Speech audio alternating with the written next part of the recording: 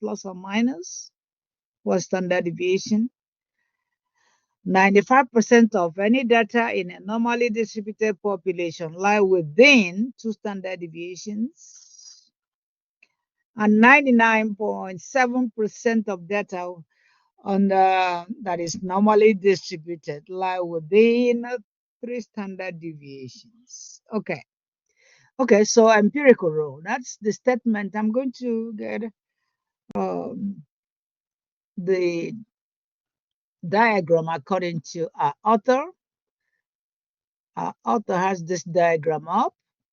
So I'm going to get it so that you can always use it to compare normal distributions. If a data is bell-shaped, like this one right here, then it obeys the empirical rule. Okay, so if this is the mean, mu,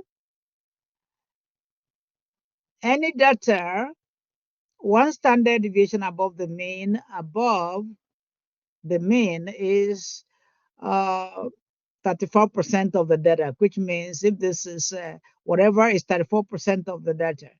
And on the left-hand side, it is 34%. So what it means is that from here to there is 68%. 68% of data that lie on the normal distribution is within plus or minus 1 standard deviation, minus 1 standard deviation, 1z plus 1z. All right. Okay, and it's also saying that if a data is 95% of the data away from the mean, it means from here to there is 2 standard deviations away, minus 2z. And this is 2 standard deviations to the right, 2z. In other words, if you add all of them up, it's 95% of the data lie within is plus or minus. And if any data is within 3 standard deviations above the mean, then minus 3 standard deviations on the left, plus 3 standard deviations on the right. So if you add this up, it is 99.7%. That's what empirical rule says. So empirical rule says that if a data is bell-shaped or normally distributed, then 68% of the data lie within 1 standard deviation, 95% lie within 2 standard deviations, and 99.7% lie within 3 standard deviations.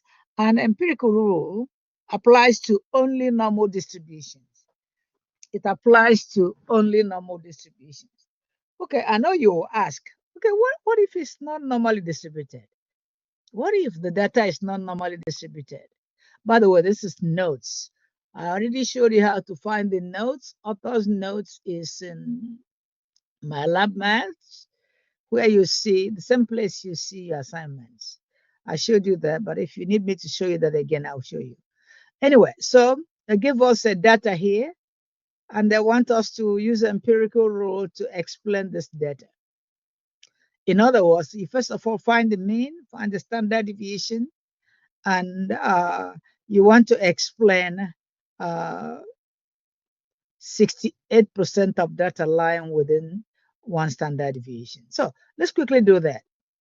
I just pull up my calculator. This is a long data, but I already typed it in. And if you don't have to type it in, don't worry. But it's in your note. Actually, it's also in the PowerPoint.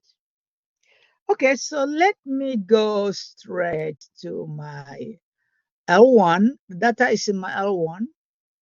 I did not sort it in ascending order. So this data is what I have in L1. And I'm told to find the mean and 1 standard deviation. By the way, this data is a population. It's a population data. In other words, the mean I will find will be a parameter And the standard deviation I will find is going to be a parameter also. All right, so let me find the mean. One variable start of L1. I put the data in L1, so go to start, arrow to calc. I'm going to do one variable start of the data in L1. Everybody look, you have to make sure that that is L1. So it's L3 there. I must put in L1. Small mistakes that can ruin somebody. And then this data is not a group data. So I don't need a frequency list. Okay, group data is in the test, but this data is not grouped. So I'm going to select, calculate, and the mean of this data is 57 to 1.57.4, and the standard deviation is 11.7 approximately. So the mean, and remember that the mean is the mean of a population. So mu, and I'm going to write it here. So mu is 57.4, 57.4, 57.4,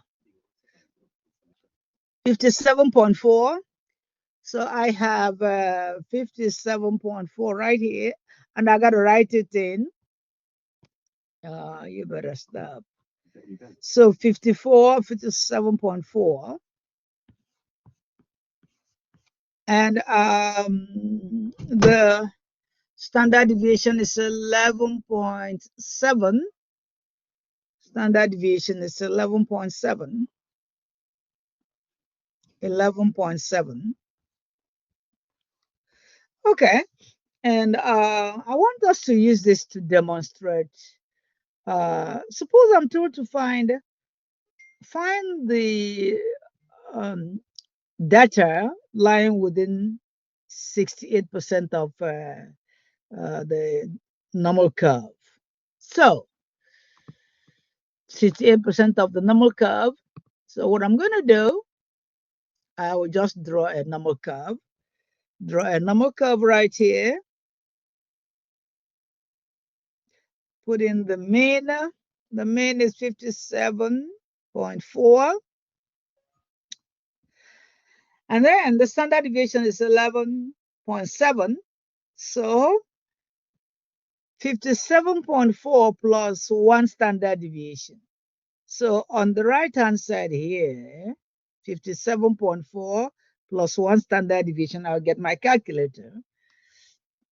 So on the right-hand side, I have 57.4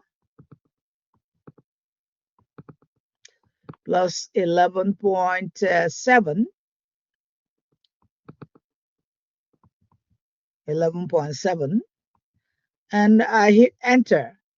Therefore, the data here is 69.1. 69.1. I already know that this is 34%. So if I want to find the data here, which is 1 standard deviation below the mean, I am going to just say the mean minus 1 standard deviation. So I can just bring down, second, enter. All right, instead of adding, I will subtract. So I'm going to arrow to the left. All I have to do is change the sign to negative. Change that sign to negative, so minus. And when I hit enter, 45.7 is that number. So this number here is 45.7. 45.7. Therefore, 68% of the data lie within 45.7 and 69.1.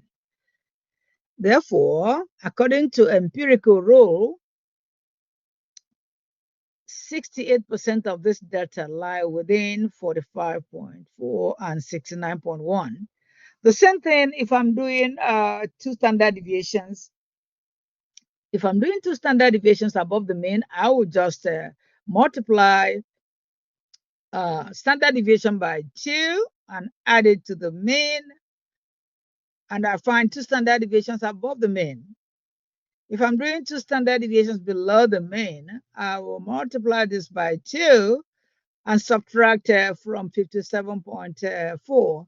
Then I will find 95% of the data lying within one standard deviation. And by the way, we're going to do it again before we are reviewing on Thursday and Tuesday next week. Our test will be Thursday next week. Okay. So we are told to calculate the population mean. We already did. We already calculated the population mean and standard deviation. Okay, let's draw a histogram. They told us to draw a histogram. So let's draw a histogram of that data in L1. How do I draw a histogram with my calculator? Second, start plot. I'm selecting plot 1. You don't have to select plot 1. There are 6 statistical plots I can draw. I already know that number 3 is a histogram, so I'm going to arrow down. Select number 3, hit enter. So I'm drawing a histogram of the data in L1. I want to be careful because this is L2, but I'm using L1. The data is in L1. I got to be careful. So I'm going to the second L1. All right. This is not a group data, so I don't have frequency list. I only have frequency list if I'm dealing with a group data.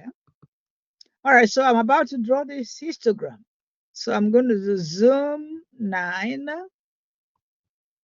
Well, I want you to see the argument showed up. Anytime I have this argument, then I'll exit the main screen and draw the statistical plot. So I'm exiting right now. So I'm going to draw the statistical plot on the main screen right here, zoom 9. All right, so I see the histogram of the data. If I eyeball it very well, I see that it looks like it's skewed right. It looks like the mean is greater than the median. But you know what? They told me to do empirical rule with it.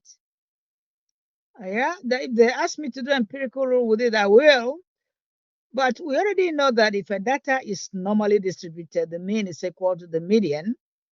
But this data doesn't look like it is normally distributed. But they already asked me to use the empirical rule to answer the question. So I will do that. But I've already answered the question because the determine the percentage of all data that have 3 standard deviations above the mean.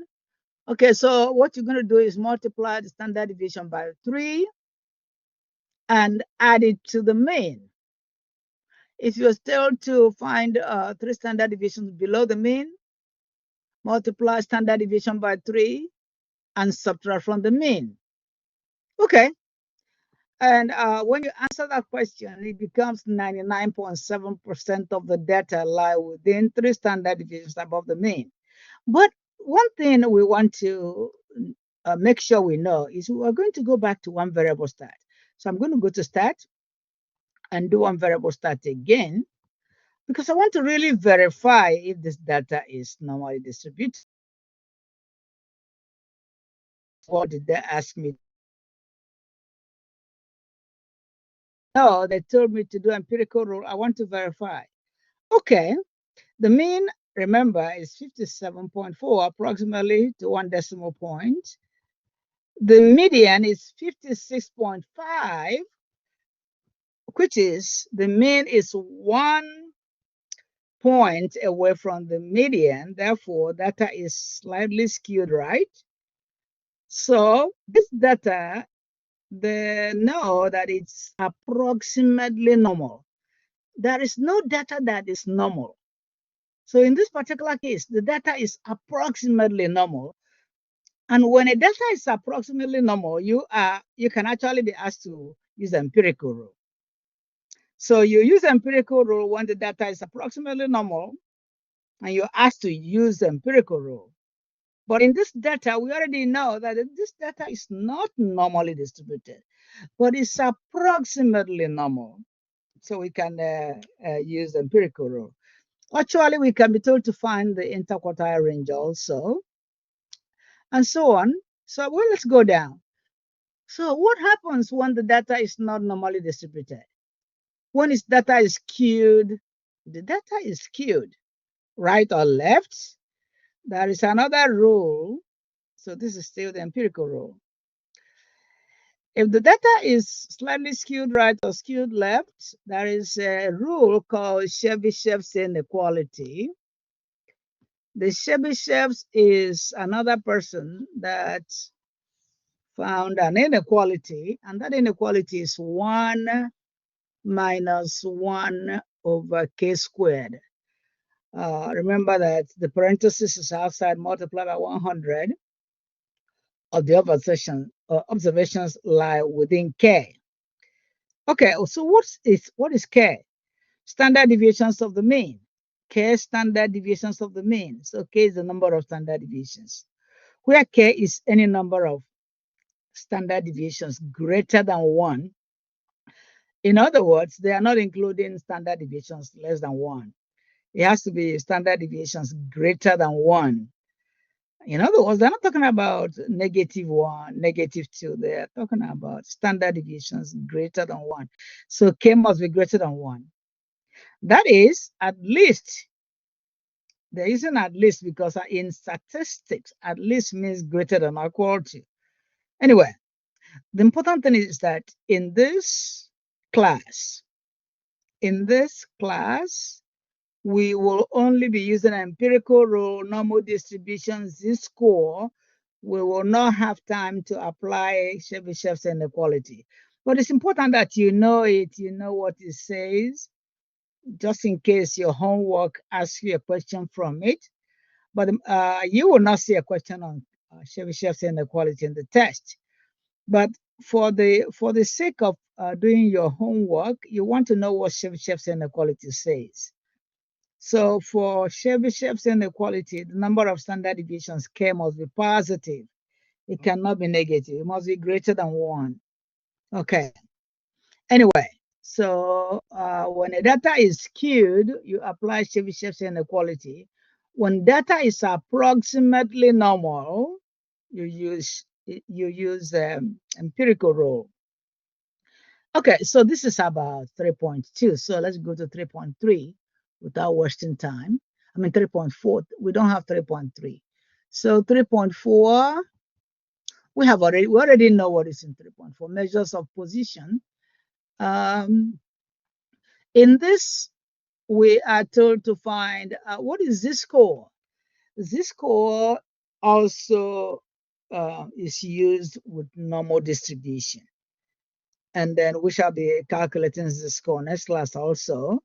By the way, this is the formula for z-score. The z-score says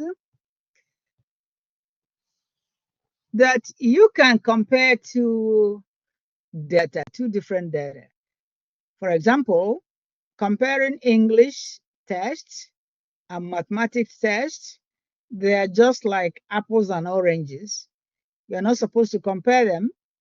But if you can find the z-score of English test and z-score of math test, then you can compare their z-score. Suppose I have a value. The value is somebody's z-score. So let's quickly use the English score and math score here. Let's quickly talk about somebody has let's call it Nathan. If you ask Nathan here, it's not you. Okay, so Nathan scored, this is math test, this is English.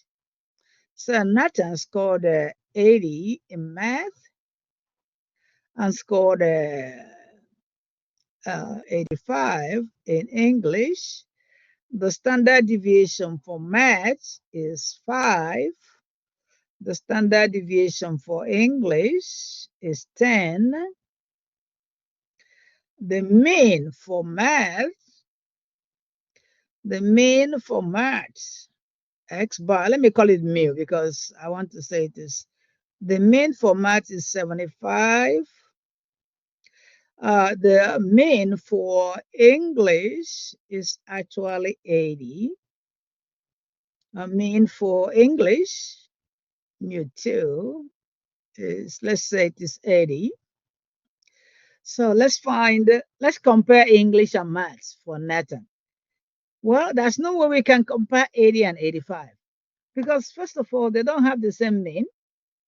They don't have the same standard deviation. But if I can find their z-score, then I can compare them. So I can find z-mat. Z-mat. Z-mat is value for math, 80, minus the standard deviation, the mean for math, 75, divided by the standard deviation for math. If I find 80 minus 75 is 5, 5 divided by 5 is 1. Therefore, Z maths for Nathan is 1. Okay, let me find Z maths for Z English for Nathan. So Z English, what is Nathan's score for English? 85. What is the mean for maths? 80. Divided by standard deviation for English. So 85 minus 80 is 5. 5 divided by 10 is 1/2. So Z English for Nathan is 1/2. So where did Nathan do better? 1/2 is 0.5. Nathan did better in math because the z-score in maths is greater than z-score in English. That is the only time I can compare English and maths. The only way I can compare Nathan's English score and math score is when I standardize them. That is why I said z-score is used to compare apples and oranges. Z-score is used to compare apples and oranges. Otherwise, you cannot compare them because they don't have the same units or they don't have the same mean and standard deviation. So since they don't have the same mean and standard deviation, we say they don't have the same units. But after you standardize them, then you can compare them. So the z-score for maths is 1. Z-score for English is 0.5. 1 is greater than 0.5. Therefore, Nathan did better in math. Nathan, even though the raw score for English is 85, but that doesn't really matter. It is z-score that matters. Okay, so we just talked about z-score, and I have explained it, so we don't need to. Okay, let's talk about percentile. The next one I want to talk about is percentile. We already talked about quartiles. We know how to find our quartiles. If I do one variable stat, I can actually find the 5-number summary. I can find the interquartile range. Interquartile range is Q3 minus Q1. We already know how to do that, even though we're going to be reviewing it next class. But there's an important question that is always asked. The quartiles divide 100% into 4 equal parts. The first 25% is between Q1 and minimum number. The second 25% is between the mean, Q2, and the minimum number. The first 75%, the third 25%, which is the 75th percentile, is between Q2 and Q3. And this last one is between Q3 and maximum number.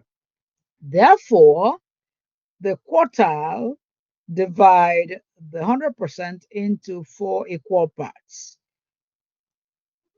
Divide, okay, so from here to here is the 25th percentile. From here to here is the 50th percentile, the median. From here to here is the 75th percentile, which is the Q3. And from here to here is 100th percentile. All right. So if anybody scores at the 75th percentile, that person did better than 75% of those who are in class. If your score is at the 50th percentile, you did better than only 50% of the class. If your score falls into the 25th percentile, you did better than only 25% of students in the class. Okay, so anyway, this is so far what to know now. Let's talk about outlier. Outlier. We already know about interquartile range, but let's talk about outlier. How does quartiles affect outlier? So there is a formula for outlier. That's a formula for outlier. We already know what quartile is. An outlier is a number that is outside the range. So the number outside the range on the left-hand side is called the lower fence. And the number outside the range on the right-hand side is called the upper fence. Okay, so the formula for outlier, just in case you're told to use formula in your calculations, you might be told to use formula to find outlier. And using formula to find outlier, it means that the lower fence or lower outlier is Q1 minus 1.5 times interquartile range. We already know that interquartile range is IQR, which is the same as Q3 minus Q1. The upper fence, the upper outlier, okay, is equal to Q3 plus 1.5 times interquartile range. We're going to do an example right now. We're going to do an example. So suppose I am given a debtor and I'm told to check if he has a, you can do it by hand. You can use this formula, can do it by hand. If a number is lower than this number you calculate here, it's a lower outlier. If a number is higher than the number you calculate in the second one, upper outlier. But let me show you how to use calculator to find outlier. I'm going to show you how to use calculator to find outlier using this data right here. So I'm going to pull my calculator up. I already put this data in my list. It's in my L2. So I'm just going to go to stats and check that my data is still in there. So this is the data that I'm talking about. I want to use my calculator to check and see if there's an outlier in this data. I can do that. I can be told to use my calculator. Even if you're not told to use your calculator, you should be able to use your calculator to find an outlier. Because suppose this number is too large, and anytime you are typing numbers in your calculator or you are using raw data, the tendency of making mistakes will be higher. So that is why you want to know how to use your calculator. And so I typed this number in L2 and I am going to check, but it's still, no, I haven't touched it since then. So actually there are 14 of them. And I can count and make sure, are there still 14? I can check. So I have 1, 2, 3, 4, 5, 6, 7. So there are still 14. And I want to check if there's an outlier in this data. So let's do that. So second, start plot.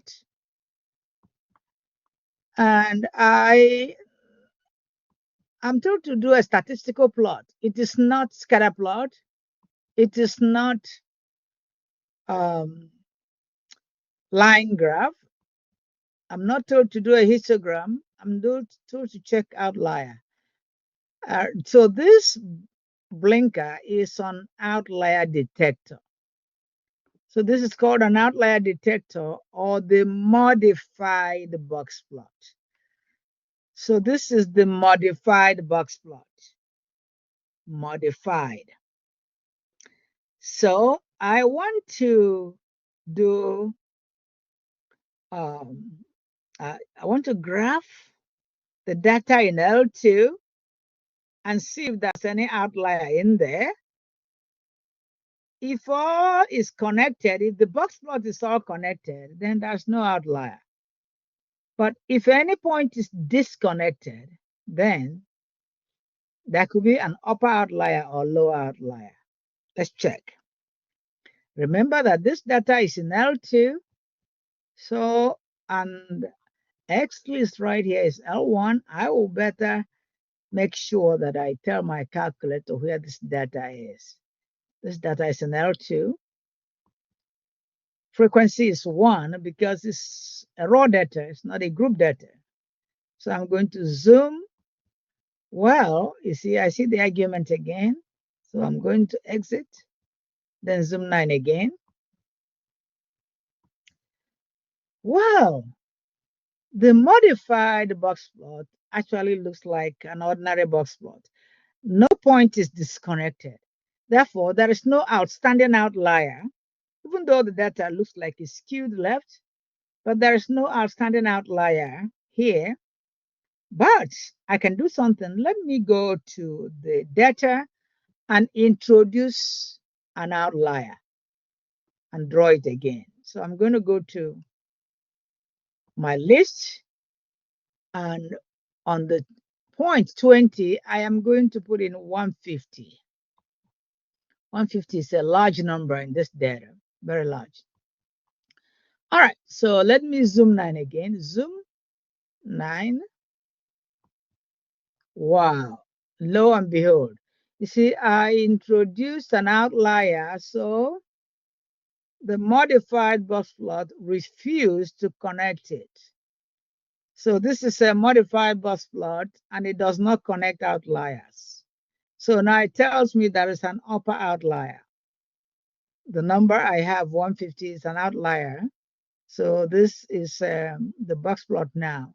But I'll go back and change it to, I'm going to change that 150 to 20 again, just to make sure I show you that if there's an outlier, the outlier detector does not connect it. The outlier detector is not the same as the ordinary box plot. If I'm told to do the ordinary box plot, I'll do second quit, second start plot, and the ordinary box plot does not disconnect.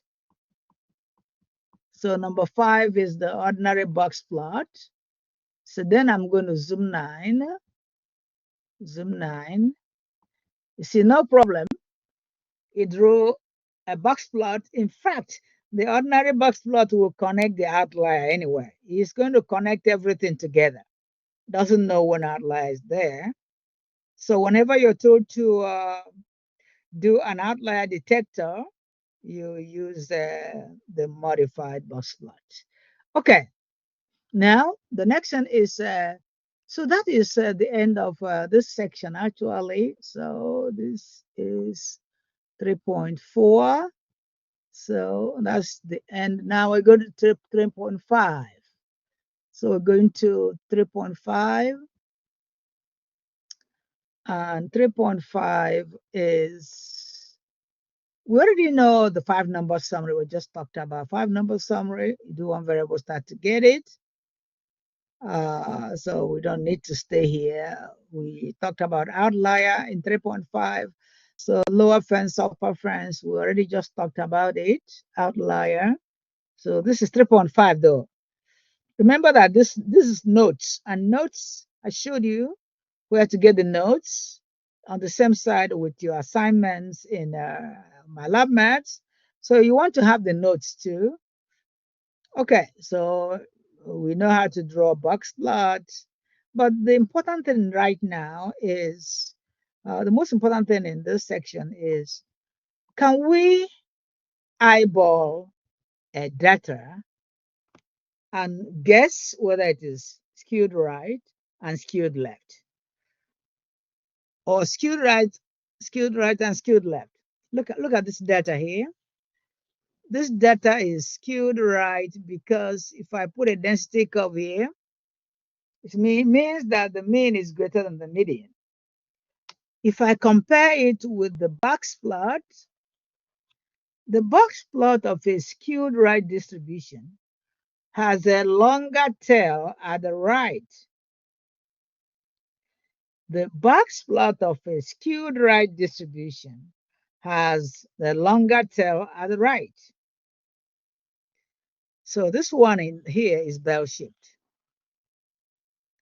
And see, it is bell-shaped, has a peak. The box plot of a bell-shaped distribution has equal whiskers. So whisker on the left is equal to whisker on the right. The mean is equal to the median. Remember that the mean of a bell-shaped distribution equal to the median, almost approximately. We always say approximately equal because maybe no human being is perfect, just like that. So now let's look at a skewed left distribution. In a skewed left distribution, the mean is less than the median. Skewed left, or remember that skewed left is the same as negatively skewed. Skewed right is the same as positively skewed. Okay. Okay, so skewed left distribution. When I see a box plot of a skewed left distribution, it has a longer tail on the left. Longer tail on the left. The box plot of a skewed left distribution has a longer tail on the left. Okay, so that we need to know. We can eyeball a data, a box plot, and guess the kind of distribution we have. And then, if we are told to find, we can then use Chebyshev inequality or empirical rule. If it is bell-shaped, I use empirical rule to find 68, 95, 99.7. Okay, so the Chebyshev inequality is used for skewed right and skewed left. I told you we're not going to be doing a lot with that. Okay, this is the time is almost 12, so we still have time. Let's go to now. We are in review mode, unit 1 test review. So let me go to the sample test. So I'm going to get sample test. This is not your test. I'm going to give you a practice test. I'll put it in there so that everybody will go there. Even those who didn't come to class, they'll go there and do the. Okay, so here, when I put the practice test there, it's your responsibility to go and make sure you solve the problem. Right here, you will see in that test, you will see relative frequency, group data, class midpoint, the mean and standard deviation of a group data. Everything we talked about already will be there. Everything we talked about there will be in that test. Okay, let's look at this number 17. Number 17 is a sample. And I have put this data in my calculator so we don't waste time doing it. So this data is already in my calculator. It's in L3 of my calculator. All right, so let me see. What is it? I'm told to find the sample standard deviation to 2 decimal places. And I'm told to find the interquartile range. Okay. So I'm doing one variable start of L3, and I'm finding the standard the sample standard deviation, you want to make sure you know what is sample standard deviation, what is population standard deviation. You want to make sure you know that. Okay, so this raw data is already my L3. So let me go. I'll go to start. I go to calc. I'm going to do one variable start. But my data is in L3. Be careful. So I'm going to do second L3 and I arrow down and I calculate data is in L3. All right. So I'm told to find the sample standard deviation. Everybody look. The sample standard deviation is 78.4. Okay, 42 because I'm told to round my answer to 2 decimal places. Sample standard deviation is S of X, S. But if I'm told to find the population standard deviation, that becomes this one. And population standard deviation is always smaller than sample standard deviation. Population standard deviation is always smaller than sample standard deviation. But be careful when the question says find the sample standard deviation, it is this one with S. It's always larger than the population standard deviation. So the answer for the first one is 78.42. And I'm told to find the interquartile range. I already know that. Interquartile range is Q3 minus Q1. So that is 486 minus 342.1. Everybody can subtract. The important thing is knowing that interquartile range is Q3 minus Q1. Okay, so this is actually what we are doing. So from next class, we start reviewing. And by that time, I will already put your own practice test in my lab maths. You are going to be doing it as homework. It's going to be a homework. By the time, if you do it very well, then your chances of making an A in the test will be very high. So I'm going to assign your practice test as a homework. I will assign your practice test as a homework. We have 1 week, or we have more than 1 week. We have more than 1 week, 9 days to go through the test. It's about time to practice for test. So assigning that practice test as homework will help you practice the homework as if you're taking a test. You will be practicing it, do it as many times as you can